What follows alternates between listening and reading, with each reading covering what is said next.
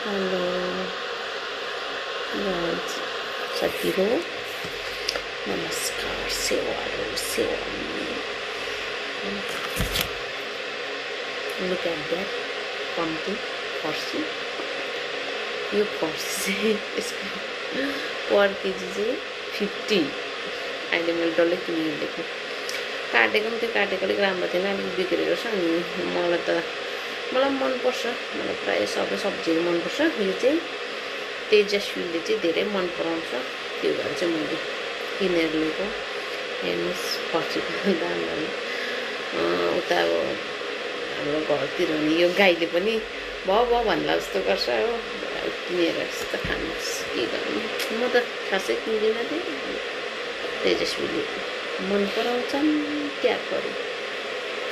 अब यसलाई पकाइदिन्छु, म पनि यो खान्छु।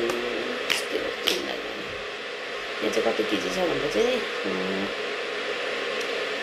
कति पनि 2 केजी 200 यहाँ चाहिँ।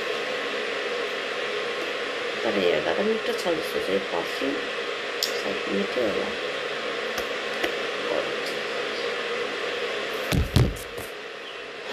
अब पक्का मर्छु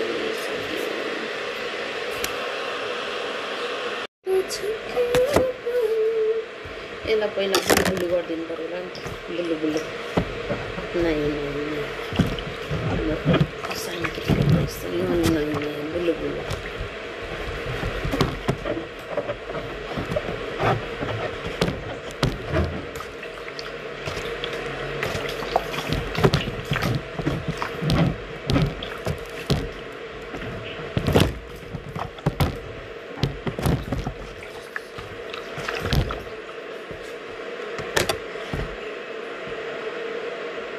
अब पहिला चाहिँ के भन्थ्यो भन्दा चाहिँ छोरी मान्छेले चाहिँ फर्सीलाई डल्लो फर्सी नकाट्नु भन्थ्यो। तर अब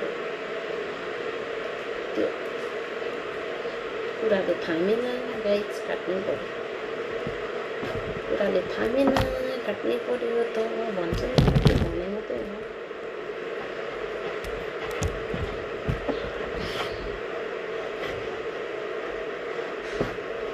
मिठा चाहिँ मिठा तकपडा गरेपछि त मभन्दा बलियो पो रहेछ त फर्सी। कद्दु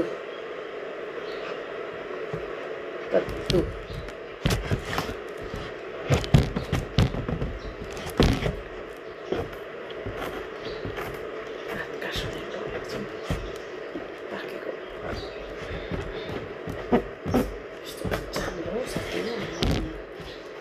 पसिना छुट्याएदा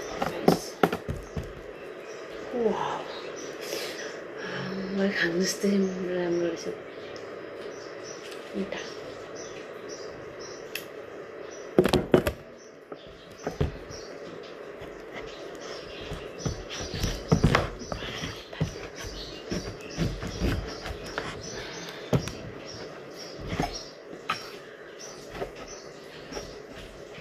काटेकै ल्याउँदा हुँदै काटेको चाहिँ राम्रो थिएन, मैले लिएको खास चाहिँ फ्रिजमा राख्नु पऱ्यो नि त।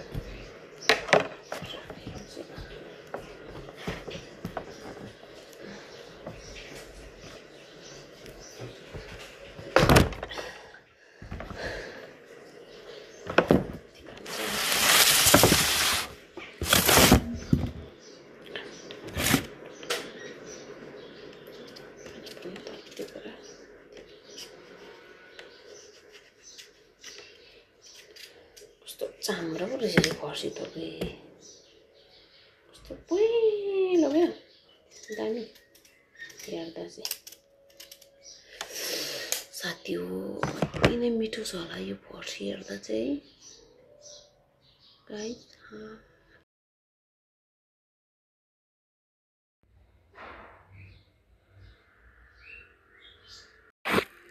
गाइस म चाहिँ अब खाना खानु सुरु गरेँ गाइस। साथी हो अझै मलाई भुइँमा बसेर खानु मन लाग्यो, पलेटी बसेर। पम्किन करी पज राइस।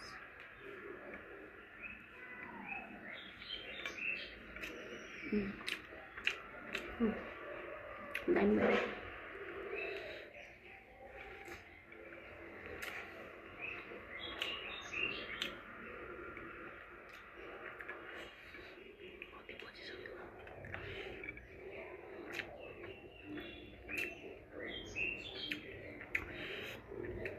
दामी रहेछ सबै सब्जीहरू। फोनमा व्यस्त त के रिल्सहरू बनाउँदै टिकटक बनाउँदै के बनाउँदै गयो।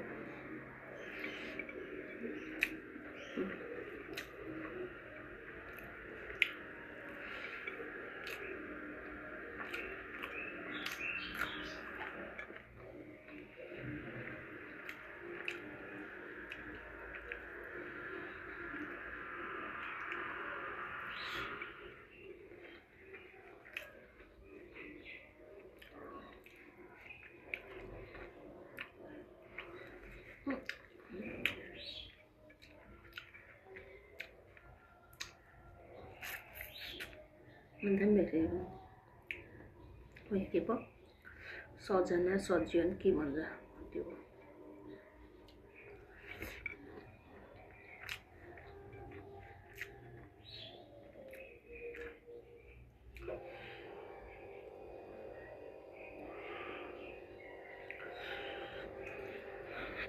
साढे 2 पो भयो जस्तो छ। टाइम पनि निकै गएछ।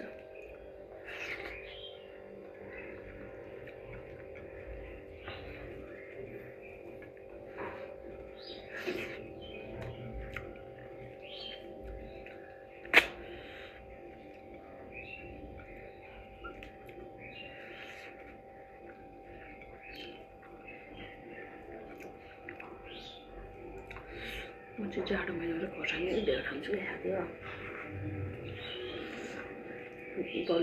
डल्लो खोर्सानी सक्यो। मन पर्दैन, राम्रो छैन खानु पनि।